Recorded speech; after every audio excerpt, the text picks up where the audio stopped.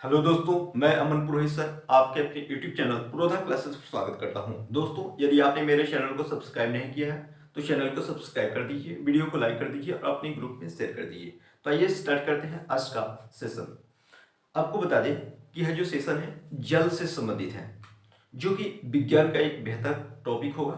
तो आइए इस टॉपिक को स्टार्ट करते हैं और वीडियो को पूरा देखिएगा। ओके, जल जल को इंग्लिश में वाटर कहते हैं। जल को इंग्लिश में वाटर कहते हैं और जल का जो सूत्र होता है H2O होता है। जल का सूत्र क्या होता है? H2O होता है। जल का सूत्र H2O होता है। अब आपको बता दें कि जल यौगिक है। जल क्या है? यौगिक है। जल यौगिक है। कहने का मतलब कि हमारे आसपास जो भी कुछ पाया जाता है, हमारे आसपास जो भी कुछ पाया जाता है वह पदार्थ होता है और जिसका सूत्र होता है वो यौगिक होता है। तो जल एक यौगिक है जो हाइड्रोजन और ऑक्सीजन से मिलकर बना है। जो हाइड्रोजन और ऑक्सीजन से मिलकर बना है, अर्थात जल हाइड्रोजन का ऑक्साइड होता है। जल हाइड्रोजन का क्या होता है? ऑक्साइड होता है। लेकिन जल को यौगिक कहने का काम किसने किया था? जल को यौगिक कहा था हेनरी कैवेंडिश ने। जल को यौगिक किसने कहा? तो हेनरी कैवेंडिश ने कहा। लेकिन वहीं जल को तत्व मैक्यूर ने कहा। जल को तत्व किसने कहा? मैक्यूर ने कहा। लेकिन जल का फार्मूला किसने दिया? तो आधुनिक रसायन के जनक लेवासिए ने दिया। आधुनिक रसायन के जनक किसने दिया? लेवासिए ने दिया और बताया कि जल हाइड्रोजन और ऑक्सीजन से मिलकर बना है, जिसमें हाइड्रोजन और ऑक्सीजन का अनुपात क्या होता है? 2:1 के रूप में होता है। 2:1 के रूप में होता है। वहीं देखा जाए तो जल का जो अणु सूत्र होता है, जल का अणु सूत्र होता है कितना? H2O। लेकिन अणु भार कितना होता है? 18 होता है। जल का अणु भार कितना होता है? 18 होता है। ये होता कैसे है? तो आपको बता दें कि जो हाइड्रोजन होता है, हाइड्रोजन का एटॉमिक वेट जो होता है 1.008 होता है। 1.008 होता है और एटॉमिक नंबर कितना होता है? 1 होता है। तो यहाँ पर दो हाइड्रोजन है तो 2 इंटू ये ऊपर वाला हिस्सा लेते हैं 1 प्लस ऑक्सीजन का 16 हो जाता है। ऑक्सीजन का 16 होता है और परमाणु क्रमांक कितना होता है? 8 होता है। तो परमाणु भार को लेते हैं, परमाणु भार यानी एटॉमिक वेट को लेते हैं, तो ये कितना हो जाएगा? 16 और टोटल कितना हो जाएगा? 18। इस प्रकार हम कह सकते हैं कि जो जल का अणु भार होता है, जो जल का अणु भार होता है वो कितना होता है? 18 होता है, 18 होता है। अब देखिए जल का जो जल का IUPAC जो होता है, IUPAC नाम जो होता है ऑक्सीडेन होता है। क्या होता है? ऑक्सीडेन। जल का IUPAC नाम क्या होता है? ऑक्सीडेन होता है। ऑक्सीडेन होता है। अब IUPAC क्या है? तो IUPAC एक तत्वों के नामकरण की शाखा होती है, नामकरण का एक संघ है जिसका पूरा नाम है international union of pure and applied chemistry, जिसका मुख्यालय स्विट्जरलैंड में है। कहाँ है? स्विट्जरलैंड में है। स्विट्जरलैंड में है और स्विट्जरलैंड के कहाँ? ज्यूरिख में स्विट्जरलैंड के ज्यूरिख में IUPAC का क्या है? मुख्यालय है। और IUPAC की स्थापना कब हुई थी? तो 1919 में हुई थी। कब हुई थी? 1919 में हुई थी। अब देखिए तो जल का IUPAC नाम क्या है? ऑक्सीडेन है। जल का IUPAC नाम क्या है? ऑक्सीडेन है। आपको बता दें कि जल का जो रासायनिक नाम होता है, जल का जो रासायनिक नाम होता है, जल का रासायनिक नाम होता है वह होता है hydrogen dihydrogen monoxide. Dihydrogen monoxide. Hydrogen monoxide होता है। डाइहाइड्रोजन यानी 2 हाइड्रोजन और 1 ऑक्सीजन है तो उसे बोलेंगे मोनोऑक्साइड। डाइहाइड्रोजन मोनोऑक्साइड होता है।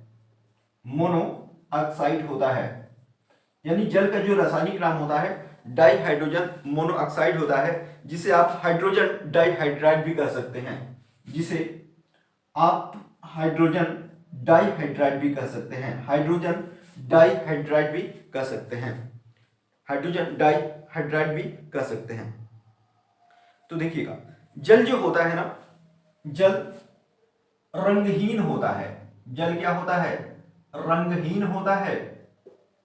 जल गंधहीन होता है। जल स्वादहीन होता है। जल रंगहीन होता है, गंधहीन होता है, स्वादहीन होता है। जल पारदर्शी भी होता है। जल पारदर्शी भी होता है। और जल एक साधारण रासायनिक यौगिक है। जल एक साधारण रासायनिक यौगिक है।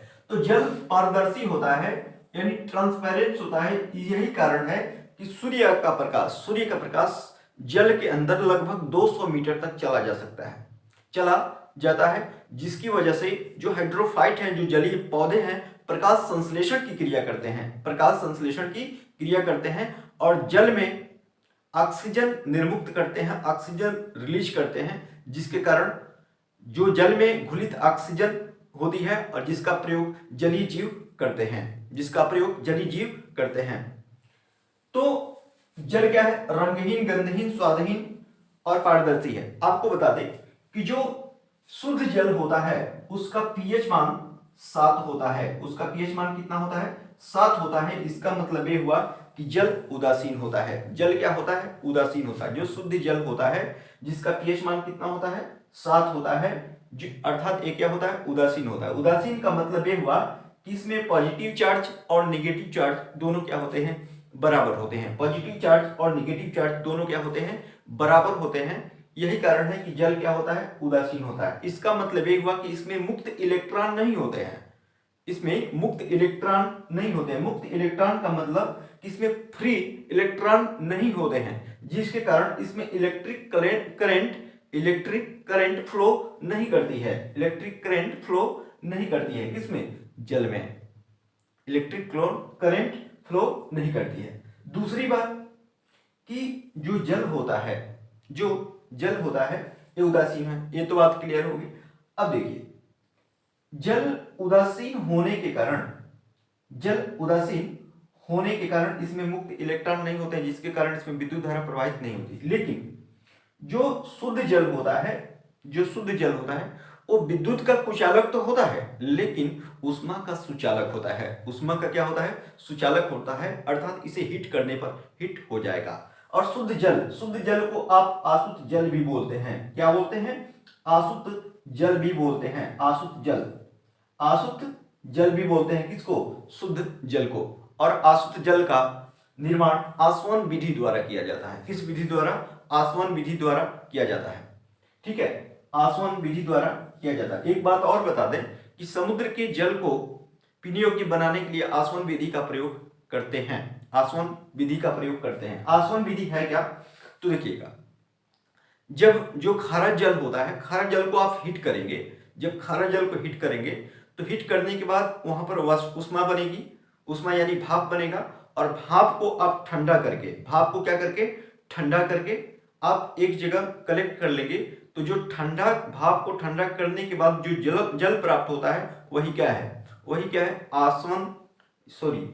आसुत जल है, जिस विधि को हम बोलते हैं क्या? आसवन विधि बोलते हैं। क्या बोलते हैं? आसवन विधि बोलते हैं। अब देखिएगा, जल के अणुओं की जो आकृति होती है ना, चतुष्फलकीय होती है, टेट्राहेड्रल होती है। जल के अणुओं की आकृति कैसी होती है?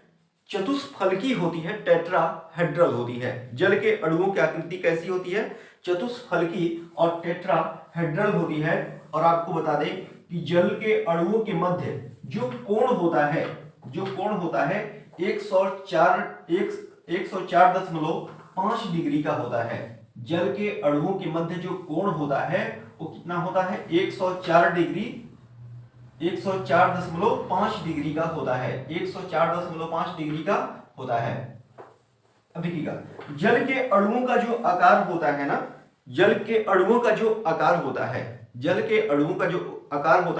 वो भी टाइप का होता है। किस टाइप का होता है? भी टाइप का होता है। जल के अणुओं का आकार जो होता है कैसा होता है? भी टाइप का होता है। और आपको बता दें कि जल का जो स्ट्रक्चरल फार्मूला होता है, जो संरचनात्मक सूत्र होता है, इस टाइप का होता है। किस टाइप का? इस टाइप का होता है। और जल के अंदर हाइड्रोजन बंद पाए जाते हैं। क्या पाए जाते हैं? हाइड्रोजन बंद पाए जाते हैं, जिसके कारण इसका हाई बॉइलिंग पॉइंट होता है, हाईली बॉइलिंग पॉइंट होता है। ओके, जल। अब ध्यान दीजिएगा कि जल के अंदर यह जो बॉन्ड होता है, इस बॉन्ड की जो लंबाई होती है 0.96 एंगस्ट्रॉम होती है, 0.96 एंगस्ट्रॉम होती है। और आपको बता दें कि 1 angstrom equal to 10 to the power -10 metre होता है, 10 टू द पावर -10 मीटर होता है, 10 टू द पावर -10 मीटर होता है, यानी 1 angstrom equal to 10 to the power -10 metre होता है। यानी हाइड्रोजन में जो बंद होते हैं, यानी जो जल में बंद होते हैं, उसकी लंबाई कितनी होती है? 0.96 एंगस्ट्रॉम होती है। अब देखिएगा, कहीं कहीं पर जल का जो स्ट्रक्चरल फार्मूला है आपको इस टाइप का भी मिलेगा, इस टाइप का भी मिलेगा, इस टाइप का भी मिलेगा। तो एक ही बात है, दोनों एक ही बात है, ये अलग अलग नहीं है। अब दूसरी बात हम बात करें कि जल में जो संकरण होता है, हाइब्रिडाइजेशन होता है, जो संकरण होता है उस पर sp3 होता है। क्या होता है? sp3 होता है। जो जल में संकरण होता है वो क्या होता है? sp3 होता है। और आपको एक बात और बता दें कि जो जिसकी आकृति चतुष्फलकी होती है, टेट्राहेड्रल होती है, उसमें जो संकरण होता है sp3 के रूप में होता है। किस रूप में होता है? sp3 के रूप में होता है। अब देखिएगा, जल में हाइड्रोजन और ऑक्सीजन का जो भारानुपात होता है, जल में हाइड्रोजन और ऑक्सीजन का जो भारानुपात होता है 1:8 होता है। लेकिन जल में हाइड्रोजन और ऑक्सीजन का जो अनुपात होता है, वो कितना होता है? 2:1 होता है। कितना होता है? 2 लेकिन भारानुपात कितना होता है? 1:8 होता है जल के अंदर। दूसरी बात कि जल विद्युत का क्या है? कुचालक है।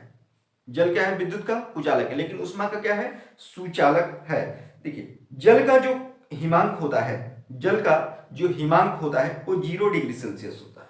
क्या? 0 डिग्री सेल्सियस, या इसे आप 32 फ़ारेनहाइट कर सकते हैं। 0 डिग्री सेल्सियस या फिर 32 फ़ारेनहाइट या फिर 273 केल्विन, 273 केल्विन, 273 केल्विन, 273। यानी जल का जो हिमांक होता है 0 डिग्री सेल्सियस या फिर 32 फ़ारेनहाइट या फिर 273 केल्विन होता है। वहीं पर इसका जो क्वथनांक देखें, बॉइलिंग पॉइंट देखें तो 100 डिग्री सेल्सियस होता है।